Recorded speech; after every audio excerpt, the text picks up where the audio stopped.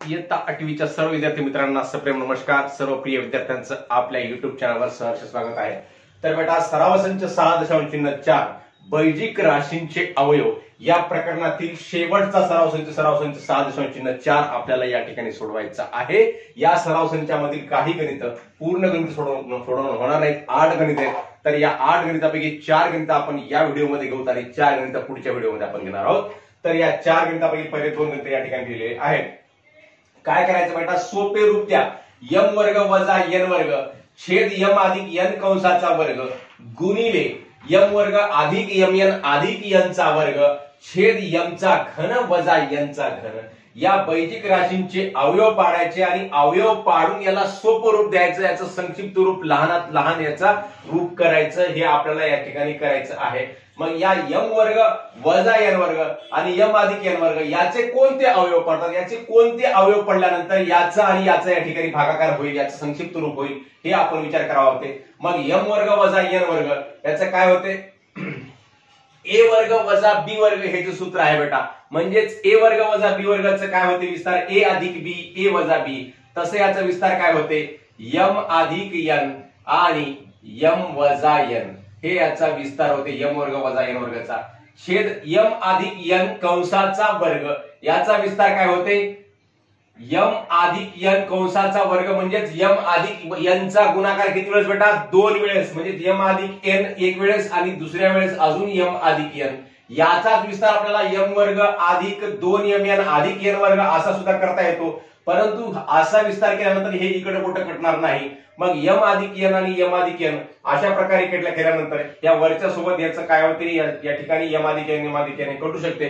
म्हणून आपण याला यम अधिक एन यम अधिक एन या रूपामध्ये लिहिलेलं आहे. याचा विस्तार वेगवेगळ्या प्रकारे करता येते, परंतु आपल्या गणितामध्ये सोयीस्कर कोणता आहे, जेणेकरून आपलं गणित संक्षिप्त होईल, याचं उत्तर आपल्याला काढता येईल, अशा प्रकारची आपण खबरदारी घ्यायची. त्यामुळे आपण यम अधिक एन असा याचा विस्तार केलेला आहे. गुणिले यम वर्ग अधिक यम एन अधिक एन वर्ग जशाला तसा लिहिला छेद आता यम घन वजा एन घन. या ठिकाणी ए चा घन वजा बी चा घन यावर आधारित आपण बरेच उदाहरणं सोडवलेले आहेत. त्या विस्तार सूत्राचा आपण या ठिकाणी वापर करायचा. म्हणजेच यम घन वजा एन घन म्हणजे काय होते याचा विस्तार, यम वजा एन एका कंसामध्ये आणि दुसऱ्या कंसामध्ये काय होते बेटा, यम चा वर्ग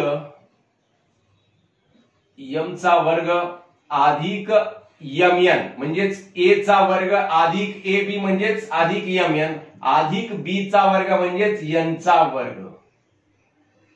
तर या ठिकाणी यम अधिक एन यम वजा एन आणि खाली सुद्धा यम अधिक एन चा गुणाकार 2 वेळेस झाला बेटा, गुणिले यम वर्ग अधिक यम एन अधिक एन वर्ग छेद यम वजा एन आणि या कंसामध्ये यम वर्ग अधिक यम एन अधिक एन वर्ग. हे आपण वरचीच पायरी घेतलेली आहे. आता याच्यामध्ये यम वजा एन आणि यम वजा एन याचा आणि याचा भागाकार आहे, हे कळतात या ठिकाणी. मग यम वर्ग अधिक यम एन अधिक एन वर्ग याचा या कंसाचा आणि या कंसाचा या ठिकाणी बेरीज वजाबाकी काही नाही बेटा, गुणाकार आहे. म्हणजेच याचा आणि याचा या ठिकाणी आपण भागाकार करू शकतो, हे 2 कटतात या ठिकाणी. आणि यम अधिक एन हे सुद्धा कटते. म्हणजे वर काय शिल्लक राहिले बेटा, फक्त काही शिल्लक राहिले नाही. म्हणजे काय असते, 1 असते आणि खाली यम अधिक एन गुणिले 1 केलं तर हे सगळ्याचं उत्तर काय येते, यम अधिक एन हे उत्तर येते. अशा प्रकारे 1 छेद यम अधिक एन हे या ठिकाणी उत्तर आलेलं आहे, ते आपण या ठिकाणी लिहिलेलं आहे. दुसरा प्रश्न आहे, ए चा वर्ग अधिक 10a अधिक 21 छेद ए चा वर्ग अधिक 6a वजा 7 गुणिले ए चा वर्ग वजा 1 छेद ए अधिक 3. तर या ठिकाणी ए चा वर्ग अधिक 10a अधिक 21 याचे आपल्याला अवयव पाडायचे आहेत या बहुपदीचे. मग कसे अवयव पडतील बेटा, ए चा वर्गला ए चा वर्ग 21 चे असे अवयव पाडायचे की ज्यांची बेरीज 10 आली पाहिजे. मग कोणते अवयव पडतात बेटा, 7 आणि 3 7 21 होतात, गुणाकार 21 होतो आणि 7 आणि 3 ची बेरीज किती होते बेटा, तर 10 होते. म्हणजेच ए चा वर्ग अधिक 7a 7a अधिक 3a अधिक 21 याच रूपांतर आपण असं लिहिलेलं आहे। आणि खाली 7 चे असे अवयव पाडायचे की ज्यांची वजाबाकी किती आली पाहिजे, 6 आली पाहिजे। 7 चे असे कोणते अवयव पडतील ज्यांची वजाबाकी 6 येईल। 7 एक 7, 7 मधून 1 गेले तर 6, वजाबाकी 6 आहे, 7 मधून 1 गेले म्हणजे 6 येतात। मग इथं वजा जेव्हा असते बेटा, तुम्हाला सांगितलेलं आहे, शिकवलेले आहे अवयव पाडताना, इथं जेव्हा वजा असते म्हणजे त्या दोन अवयवांचा गुणाकार काय आला पाहिजे, -7 आला पाहिजे। मग गुणाकार जेव्हा -7 याचा असेल तेव्हा त्या दोन अवयवापैकी एका अवयवाला ऋणचं चिन्ह द्यावं लागते। मग 7 एक 7 पैकी कोणाला ऋण द्यायचं, 7 ला द्यायचं का 1 ला द्यायचं, हे कशावर ठरवायचं, मधल्या पदाच्या चिन्हावर ठरवायचं। मधल्या पदाचं चिन्ह धनचं आहे म्हणजे मोठ्या अवयवाला चिन्ह धनचं द्यायचं। म्हणजे 7 आणि 1 हे जे दोन अवयव पडाले 7 चे, 7 आणि 1 याच्यापैकी कोणाला धनचं चिन्ह द्यायचं, मोठ्या अवयवाला, लहान अवयवाला काय द्यायचं, ऋणाचं चिन्ह द्यायचं। मग याचे अवयव काय पडतात बेटा, a चा वर्ग अधिक 7a वजा a वजा 7 हे याचे अवयव पडतात। अशा प्रकारे अवयव पाडायचं आणि गुणिले a वर्ग वजा 1, a वर्ग वजा 1 म्हणजेच a वर्ग वजा 1 ही किंमत 1 चा वर्ग या रूपामध्ये सुद्धा आपण लिहू शकतो। मग याला आपण कोणत्या रूपामध्ये लिहू शकतो, a वर्ग वजा 1 ला, म्हणजे a वर्ग वजा b वर्गाला कसं लिहितो आपण, a वर्ग वजा b वर्ग, याचे अवयव काय पडतात, a अधिक b आणि a वजा b। तसंच a वर्ग वजा 1 ला सुद्धा आपण a अधिक 1 आणि a वजा 1 या रूपामध्ये लिहू शकतो। आणि खाली a अधिक 3 ला a अधिक 3।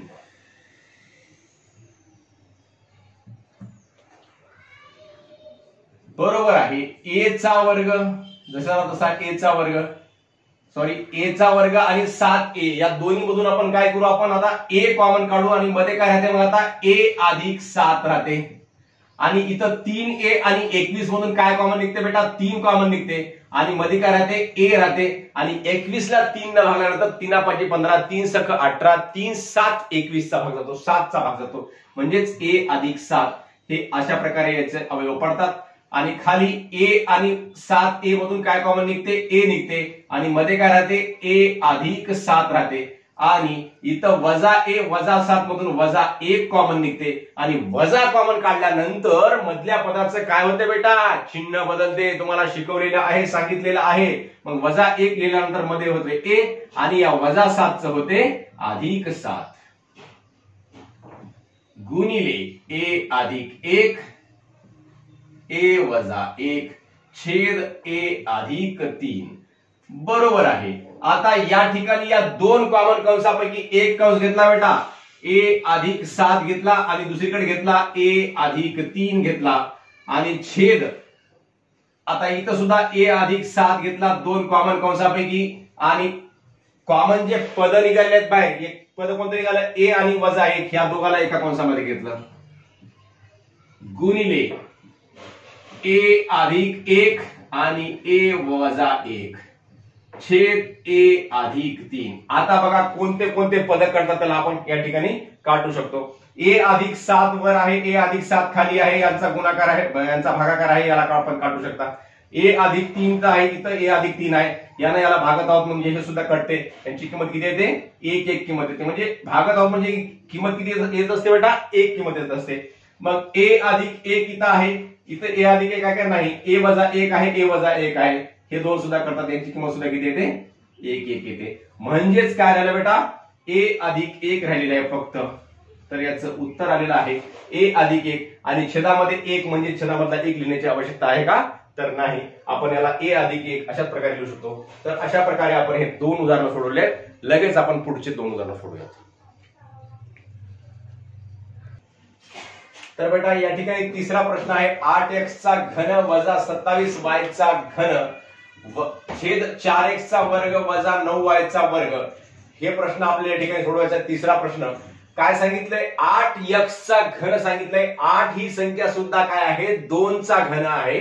मग 2x चा घन, 2x कंसाचा घन या रूपामध्ये आपण या संख्येला लिहू शकतो, 2x कंसाचा घन वजा 27 ही संख्या सुद्धा कोणत्या संख्येचा घन आहे बेटा, तर 3 चा घन आहे। म्हणजेच याला 3y कंसाचा घन या रूपामध्ये आपण लिहू शकतो, छेद 4 ही संख्या कोणत्या संख्येचा वर्ग आहे, तर 2 चा वर्ग आहे, म्हणजेच याला 2x चा वर्ग वजा 9 ही संख्या 3 चा वर्ग आहे, म्हणजेच याला 3y चा वर्ग. अशा प्रकारे आपण लिहू शकतो. याचं रूपांतर आपण असं करू शकतो. बरोबर आहे. आता याचं रूपांतर आपण असं काय केलं बरं बेटा, तर a चा घन वजा b चा घन हे जे विस्तार सूत्र आहे आपण त्याचा वापर करावा, म्हणून आपण असं याचा विस्तार केलेला आहे. मग विस्तार सूत्र याचे अवयव 2x चा घन वजा 3y चा घन याचे कसे अवयव पडतात, तर a चा घन वजा b चा घन म्हणजेच a वजा b पहिल्या कंसामध्ये, म्हणजेच 2x वजा 3y हे एका कंसामध्ये, आणि दुसऱ्या कंसामध्ये काय होते मग a वर्ग म्हणजेच 2x चा वर्ग, a वर्ग म्हणजेच 2x चा वर्ग, 2x चा वर्ग अधिक ab म्हणजेच 2x गुणिले 3y, 2x गुणिले 3y अधिक 3y चा वर्ग,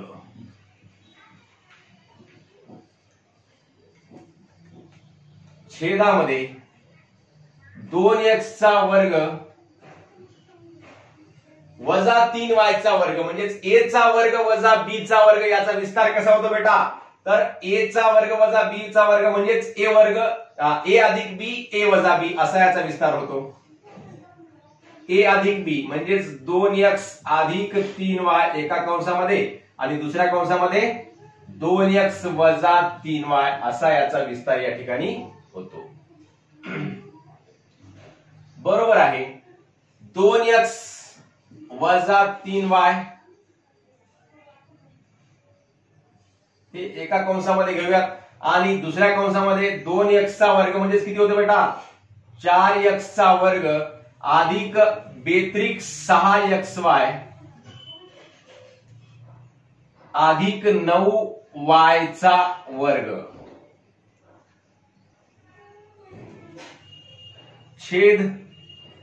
छेदामध्ये 2x अधिक 3y एका कंसात आणि दुसऱ्या कंसामध्ये 2x वजा 3y. तर या ठिकाणी 2x वजा 3y, 2x वजा 3y या दोन्हीचंही आपल्याला या ठिकाणी निरसन होते, 1 1 येते, म्हणजेच 4x चा वर्ग अधिक 6xy अधिक 9y वर्ग.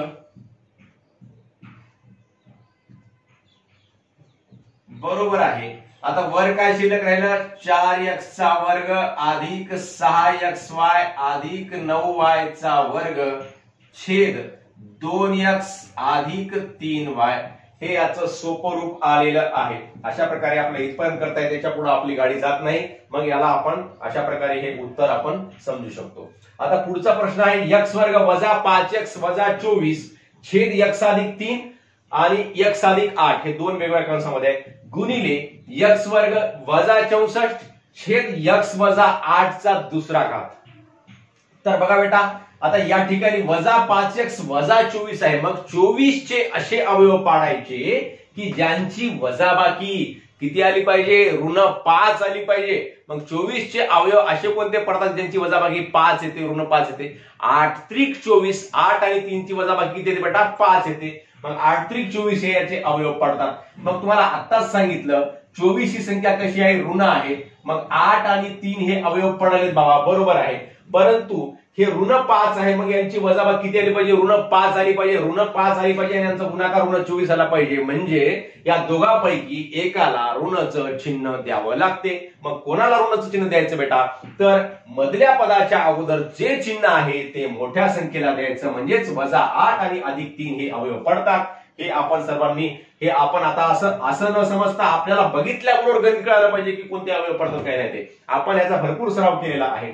म्हणजे मग आता कसं लिहायचं, x वर्ग वजा 8x अधिक 3x हे असं लिहितानाच आपल्याला कळायला पाहिजे. वजा 8 आणि अधिक 3 याची काय आहे ते बेरीज, वजा 5 येते. आणि वजा 24 ला वजा 24 छेद x अधिक 3 x अधिक 8. गुणिले, आता हे बघा बरं बेटा, एक्स वर्ग वजा 64 आहे. 64 ही संख्या कोणत्या संख्येचा वर्ग आहे? 8 64, 8 चा वर्ग आहे. म्हणजेच याला कसं लिहिता येते? एक्स वर्ग वजा 8 चा वर्ग छेद एक्स वजा 8 चा वर्ग.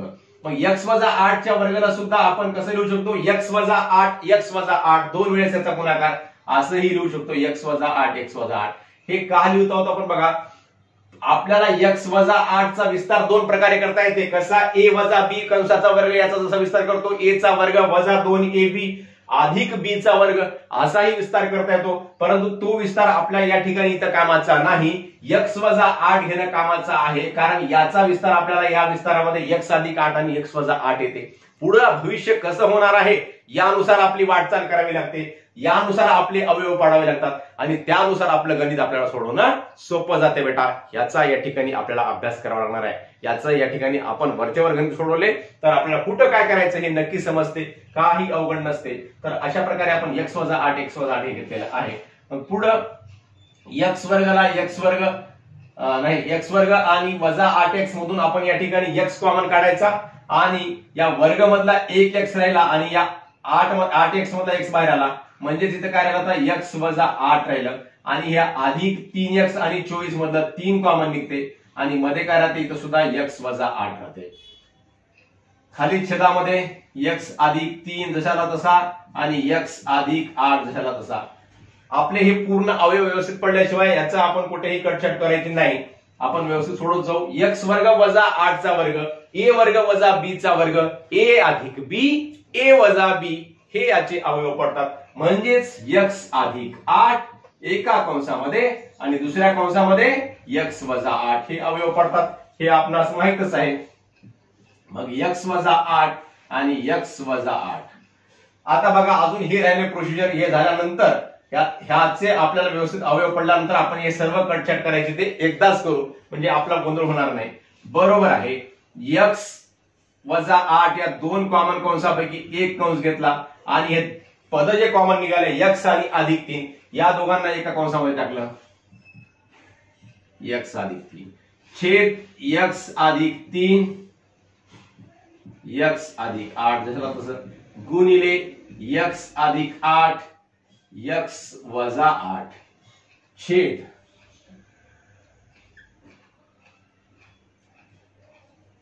एक्स वजा 8 आणि एक्स वजा 8. आता बघा बेटा, एक्स अधिक 3 एक्स अधिक 3 आहे या ठिकाणी. हे दोघं या ठिकाणी दोघांची किंमत काय येते? या 1 चा भाग जातो खालच्या संख्येला वरच्या संख्येला. इथं एक्स अधिक 8 आहे, इथं एक्स अधिक 8 आहे. हे एक्स अधिक 8 एक एक्स अधिक 8 हे या दोघांचं सुद्धा हे दोन संख्या करतात या ठिकाणी. एक्स वजा 8 एक्स वजा 8 इथंही आहे. एक्स वजा 8 एक्स वजा 8 याचं सुद्धा उत्तर किती येते? 1 येते. मग इथं सुद्धा एक्स वजा 8 आहे आणि इथं सुद्धा एक्स वजा 8 आहे. म्हणजे सगळ्याच संख्या कटून गेल्या. 1 1 1 1 सगळ्या 1 चा गुणाकार येतो 1 आणि 1 छेद 1 म्हणजेच खालच्या सगळ्या 1 चा गुणाकार सुद्धा काय येतो? 1 येतो. म्हणजेच 1 छेद 1 म्हणजेच उत्तर काय आलं बेटा? तर 1 हे उत्तर आलेलं आहे.